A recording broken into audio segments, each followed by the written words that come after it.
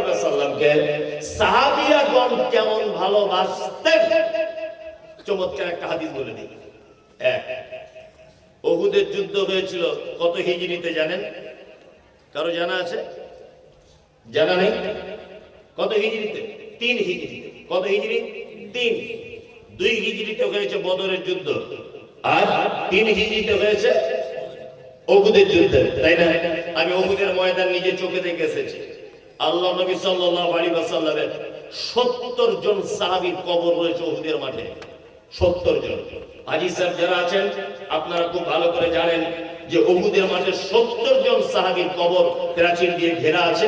প্রাচীরটা এইরকম উঁচু, উপরে গ্রিল দেওয়া আছে যাতে মানুষ ঢুকে না যেতে পারে। ওখানে কোনো দোয়া করা যায় না, কিছু চাওয়া যায় না। একজন সাহাবীর কবরের উপরে চাদর চড়ানো নেই, ফুল দেওয়া নেই, ধূপবাতি মোমবাতি আগরবাতি কিছু নেই। ফাঁকা আসমানের তলাতে আল্লাহ নবীর সাহাবীরা শুয়ে আছেন। আল্লাহু আকবার। উহুদের যুদ্ধের আগের দিন, রাতের আগের দিন বিকাল বেলাতে, এই ঘটনাটা শুনলে আমার ঈমান বেড়ে যাবে। আপনার নবীর প্রতি কত ভালোবাসা দেখুন। আগের দিন রাত্রির বেলাতে আর বিকাল বেলাতে আল্লাহ নবী একজন সাহাবীর বিবাহ করিয়েছেন। তার নাম হানজালা। কি নাম? হানজালা। তার বিবাহ করিয়েছেন। 2, বিবাহর কাজ সম্পূর্ণ করার পরে আল্লাহ নবী সাল্লাল্লাহু আলাইহি ওয়াসাল্লাম নিজে আনন্দ করে খোরমা বা খাজুর সাহাবীদের ভিতরে নিজে হাতে বিলি করেছেন। হানজালা তার স্ত্রীকে নিয়ে রাতের বেলা বিছানায় শুয়েছেন। রাতের বেলা স্বামী স্ত্রী মিলনও করেছে। আল্লাহ নবীর প্রতি ভালোবাসা দেখুন। স্বামী স্ত্রী মিলন হয়েছে, গভীর রাত হয়েছে, আল্লাহ নবী সাল্লাল্লাহু আলাইহি ওয়াসাল্লাম যুদ্ধের ডাক দিলেন। এখনই উহুদের মাঠে যেতে হবে, মুশরিকদের সঙ্গে যুদ্ধ। হানজালা নতুন স্ত্রীর বিছানা থেকে লাফ দিয়ে উঠে তাড়াতাড়ি করে তার যুদ্ধের সরঞ্জাম যা কিছু ছিল সবকিছু হাতে নিয়ে একদম দরজা খুলে বার হয়ে চলে গেছে। কোথায়? আল্লাহ নবী সাল্লাল্লাহু আলাইহি ওয়াসাল্লামের ডাকে। যাওয়ার সময় শুধু তার স্ত্রীকে কথাই বলছে যে আমি যদি বেঁচে যাই তাহলে তুমি হবে শহীদের, তুমি হবে গাজীর স্ত্রী, আর আমি যদি মারা যাই তুমি হবে শহীদের স্ত্রী। চুপচাপ মেরে থাকিও, টেনশন করো না, আমি আল্লাহর নবী ডেকেছেন তাই চলে যাচ্ছি। যুদ্ধ চলছে। আপনারা জানেন যে উহুদের যুদ্ধে মুসলিমদের পরাজয় হয়েছিল, জয়লাভ করতে পারেনি। একটা মাত্র কারণ, সেটা হচ্ছে আল্লাহ নবী সাল্লাল্লাহু আলাইহি ওয়াসাল্লাম এই যুদ্ধতে যাওয়ার সময় 50 জন তীরন্দাজকে আব্দুল্লাহ ইবনে জুবাইরের নেতৃত্বে একটা ঘাঁটি ছিল উহুদ পাহাড়ের এক সাইডে, একটা গিরিপথ। এই গিরিপথে আল্লাহ নবী সাল্লাল্লাহু আলাইহি ওয়াসাল্লাম 50 জন তীরন্দাজ যারা তীর চালাতে পারত আব্দুল্লাহ বিন জুবাইরের নেতৃত্বে আল্লাহ নবী বলেছিলেন, আব্দুল্লাহ বিন জুবাইর এই 50 জন সাহাবীকে নিয়ে তুমি ওই গিরিপথে দাঁড়িয়ে থাকবে। যুদ্ধতে যদি আমরা জয়লাভ করি তবুও তুমি গিরিপথ ছাড়বে না, যুদ্ধতে যদি হেরে যাই তবুও তুমি গিরিপথ ছাড়বে না। শুনে রাখো আব্দুল্লাহ বিন জুবাইর, তুমি যদি দেখো যে আমরা মারা গেছি, আমাদের মাথার উপরে কাক বসে আমাদের মাথার মগজগুলো একটা একটা একটা একটা করে বার করে করে খাচ্ছে, তবুও তুমি গিরিপথ ছাড়বে না যতক্ষণ আমি মুহাম্মদ সাল্লাল্লাহু আলাইহি ওয়াসাল্লাম আদেশ না করব গিরিপথ ছাড়া। মুসলমানরা যুদ্ধ করছে বেঈমানদের সাথে, এক পর্যায়ে মুসলিমরা তাদেরকে মেরে ময়দান ছাড়া করে দিল। তখন সাহাবীদের ভিতরে ইখতিলাফ, মতভেদ সৃষ্টি হলো। মতভেদটা কেমন? কিছু কিছু সাহাবী বলছেন যে এই তো মুসলমানদের জয় চলে এসেছে, বেঈমানরা তাদের সমস্ত কিছু ছেড়ে দিয়ে পালিয়ে চলে যাচ্ছে, আমাদের আর গিরিপথে থেকে লাভ নেই, আমরা আর গিরিপথে থাকবো না। আব্দুল্লাহ বিন জুবাইরের কথা তারা মানল না। আল্লাহ নবী সাল্লাল্লাহু আলাইহি ওয়াসাল্লামের একটা কথা অমান্য করলেন। কিছু সাহাবী তারা গিরিপথ ছেড়ে দিয়ে অন্যান্য যুদ্ধের মালগুলো লুটতরাজ করতে লাগলো বা এক জায়গায় জমা করতে লাগলো। আর এই সময়তে আল্লাহ নবী সাল্লাল্লাহু আলাইহি ওয়াসাল্লামের দুশমন খালিদ বিন ওয়ালিদ তার নেতৃত্বে ওই গিরিপথ যখন দেখেছে ফাঁকা, মুসলমানরা তাদের মালজাল নিয়ে ব্যস্ত হয়েছে যুদ্ধের ময়দানে, খালিদ বিন ওয়ালিদ পুনরায় আবার এসে ওই গিরিপথ দিয়ে যুদ্ধের ময়দানে প্রবেশ করে মুসলিমদের উপরে বিপরীত দিক থেকে আঘাত হানতে শুরু করলো। এক পর্যায়ে মুহাম্মদ সাল্লাল্লাহু আলাইহি ওয়াসাল্লামকে চরম বিপদের সম্মুখীন করে দিয়েছিলেন। এই সেই যুদ্ধ উহুদের, যে যুদ্ধতে আল্লাহ নবী সাল্লাল্লাহু আলাইহি ওয়াসাল্লামের সাহাবী, তার নাম আব্দুল্লাহ, আল্লাহ নবী সাল্লাল্লাহু আলাইহি ওয়াসাল্লামের সাহাবী, তার নাম মুসআব মুসআব বিন উমাইর। মুসআব বিন উমাইর বলছেন আল্লাহ নবী সাল্লাল্লাহু আলাইহি ওয়াসাল্লামকে যখন মারার জন্য খালিদ বিন ওয়ালিদ তীর যখন নিক্ষেপ করছে, মুসআব বিন উমাইর যুবক সাহাবী, তরতাজা 18-19 বছরের ছেলে মুসআব বিন উমাইর আল্লাহ নবীর বুকের সামনে দাঁড়িয়ে গিয়ে নিজের বুকটাকে খুলে দিয়ে বলছেন, আল্লাহ নবী আপনি চুপচাপ মেরে দাঁড়ান, আমি মুসআব বিন উমাইর বলছি, একটা তীরও আপনার গায়ে লাগতে দিব না। আমি মুসআব আমার গোটা শরীরে তীর এসে আঘাত করুক, আপনার কোনো ক্ষতি হতে দেব না। এক পর্যায়ে মুসলমানরা এই যুদ্ধতে হেরে গেল।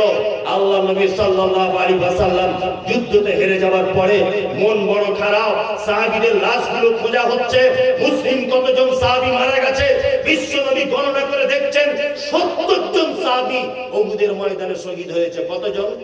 70 জন সাহাবী শহীদ হয়েছেন উহুদের ময়দানে। তার ভিতরে আল্লাহ নবী সাল্লাল্লাহু আলাইহি ওয়াসাল্লামের আপন চাচা, তার নাম হামজা রাদিয়াল্লাহু তাআলা আনহু। আল্লাহ নবী সাল্লাল্লাহু আলাইহি ওয়াসাল্লামের একেবারে যুবক সাহাবী মুসআব বিন উমাইর, আল্লাহ নবী সাল্লাল্লাহু আলাইহি ওয়াসাল্লামের যুবক সাহাবী যার বিবাহ করিয়েছিলেন আল্লাহ নবী, তার নাম হামজা রাদিয়াল্লাহু তাআলা আনহু। আল্লাহ নবী যুদ্ধের ময়দানে দাঁড়িয়ে দাঁড়িয়ে কাঁদছেন, মন খারাপ। 70 জন সাহাবী মারা গেলেন, শহীদ হইলেন। যুদ্ধের ময়দানে দাঁড়াতে দাঁড়াতে একজন মহিলা এলো পর্দা সহকারে, আল্লাহ নবী সাল্লাল্লাহু আলাইহি ওয়াসাল্লামকে বলছেন, আল্লাহর নবী আপনি কি আমাকে চিনতে পারছেন?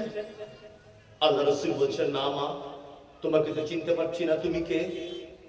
তখন মহিলাটি আল্লাহ নবী সাল্লাল্লাহু আলাইহি ওয়াসাল্লামের পর্দা থেকে হাতটা বার করে বলছেন, আল্লাহ নবী আপনি আমার হাতে কিছু দেখতে পাচ্ছেন?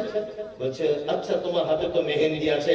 তখন আল্লাহ রাসূলকে বলছেন মহিলাটি, আল্লাহ নবী দেখুন আমার মেহেন্দি এখনো পর্যন্ত হাতে কাঁচা রয়েছে, শুকায়নি।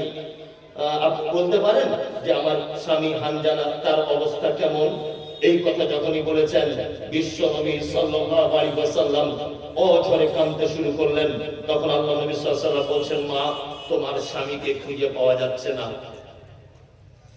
তখন মহিলাটি বলছেন, আল্লাহ রাসূল আমার স্বামী বেঁচে আছে না মারা গেছে এটা আমি আপনাকে জিজ্ঞাসা করতে আসিনি, এটা আমি আপনাকে বলতে আসিনি। শুধু এতটুকু আপনাকে আমি বলতে এসেছি, সেটা হচ্ছে এই যে আমার স্বামী যদি উহুদের ময়দানে শহীদ হয়ে যায় তাহলে দয়া করে আমার স্বামীকে একটু আপনি গোসল করিয়ে দেবেন, কারণ আমার স্বামী আপনাকে এত ভালোবাসে যে আমি স্বামী স্ত্রী দুজনা মিলন করেছিলাম রাতের বেলা, ও ফরজ গোসল করতে পর্যন্ত ভুলে গেছে, আপনি ডাক দিয়েছেন চলে এসেছে। আর দ্বিতীয় কথা হচ্ছে এই, আপনি তো বলেন যুদ্ধের ময়দানে যদি কেউ শহীদ হয় তাহলে তাকে রক্তমাখা অবস্থায় ওই জামা কাপড় পরা অবস্থাতে তাকে দাফন করা হয়। আল্লাহর নবী দয়া করে আপনি আমার স্বামী হানজালাকে একটু গোসল করিয়ে দেবেন।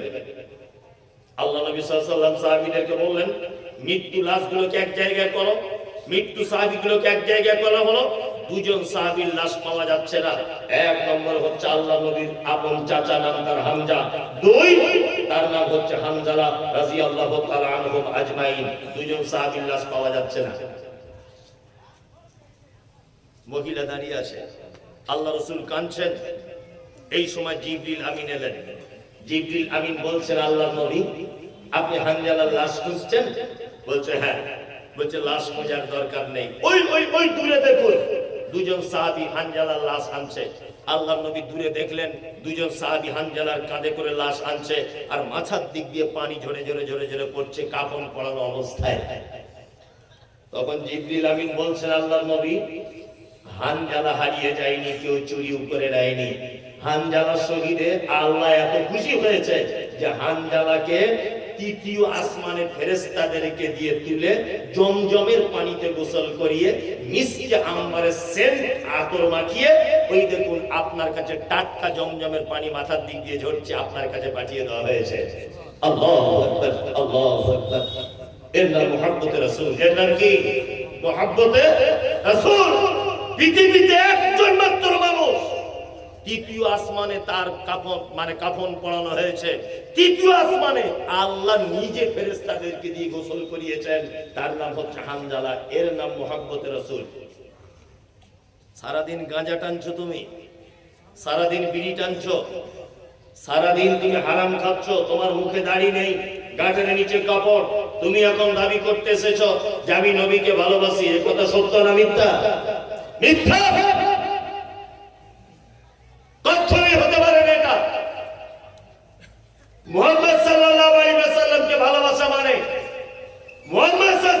যেটা দিয়েছে, ওমা আতাকুমুর রাসূল ফাকুযুহু ওমা নাহাকুম আনহু ফান্তাহু, নবী যেটা দেয় সেটা গ্রহণ করো, নবী যেটা নিষেধ করে তার থেকে দূরে থাকো। তাহলে তো মহব্বতের রাসূল। কি বললাম বুঝলেন? আল্লাহু আকবার। এই যে বাংলাদেশের একটা গজল বলে, আমি চাই না বেহেশত, আমি চাই না জাহান্নাম, আমি চাই না বেহেশত, আমি চাই না জাহান্নাম, আমার কপালে লিখে দিও দয়ার নবীর নাম, আমার কপালে লিখে দিও দয়ার নবীর নাম। আরে গাধার বেটা গাধা, তোমার জান্নাত চাই না, তোমার জাহান্নাম চাই না, শুধু কপালে নবীর নাম লিখে দিলে জান্নাত চলে যাবে? হ্যাঁ, গাধা কোথাকারে? শুধু নবীকে মুখে ভালোবাসলে হবে? দেখতে পান না কিছু গাঁজা করে আছে স্টেজে বসে বসে এই করছে, সালাদের মনে হয় পাশের চামড়া তুলে দিই, হারাম করে দেয়। তার মধ্যে আপনাদের কালিয়া চাকেও আছে কিছু, 3.5 হাত বড় টুপি এরকম করে দিয়ে আছে না নেই? আল্লাহু আকবার। সবাই আল্লাহু আকবার, সবাই কালিয়াচক, মালদা, সব জায়গাতে যেখানেই আপনি দেখবেন সেখানেই দেখতে পাবেন হু হু পার্টি। মানে নবীকে আর কেউ ভালোবাসে না, ও আর ওর বাপ বাসে। বিয়াদব কোথাকারে, এটা নবীকে ভালোবাসা বলে? নবীকে ভালোবাসা মানে নবী যেটা আদেশ করেছেন সেটা মেনে নিতে হবে, নবী যেটা নিষেধ করেছেন সেটা ছেড়ে দিতে হবে। আল্লাহ সুবহানাহু ওয়া তাআলা কি বলছেন? আল্লাহ নবী সাল্লাল্লাহু আলাইহি ওয়াসাল্লামের আদেশ আর নিষেধ দুটো একটা বলে দিব, মানতে সুবিধা হবে। এক, আল্লাহ নবী সাল্লাল্লাহু আলাইহি ওয়াসাল্লাম তিনি বলছেন, বাল্লিগু আন্নী ওয়ালাউ আয়াত, আমার পক্ষ থেকে যদি কোনো কথা তোমরা জানো মানুষের কাছে পৌঁছে দাও। তার মানে আমরা যদি হাদিস কোরআনে কিছু কথা জানি অপরের কাছে পৌঁছে দেব ইনশাআল্লাহ, ইনশাআল্লাহ। তারপরে নবী কি বলছেন? হাদিসু আন বানি ইসরাঈল ওয়ালা হারাল ওমান কাযাবা আলাইয়া মুতাআম্মিদান ফালিয়াতাবাওয়া মাকাদাহু মিনান নার। শোনো, আমার পক্ষ থেকে একটা কথা জানা থাকলে মানুষকে বলে দাও। 2, বানি ইসরাঈলদের কিছু কেচ্চা কাহিনী মানুষকে বলো, কোনো সমস্যা নেই। তারপরে আল্লাহ নবী কি বলছেন? ওমান কাযাবা আলাইয়া মুতাআম্মিদান ফালিয়াতাবাওয়া মাকাদাহু মিনান নার। যে কথা আমি বলিনি যদি কেউ আমার নাম করে যদি বলে তাহলে তার থাকার জায়গা জাহান্নাম। আল্লাহু আকবার। ফুরফুরা শরীফ, ফুরফুরা শরীফ হুগলি জেলা, একজন পীর সাহেব বক্তব্য রাখছে যে নবীর সিলসিলা যদি জারি থাকতো তাহলে আমাদের দাদা হুজুর পীর কেবলা উনি নবী হতেন।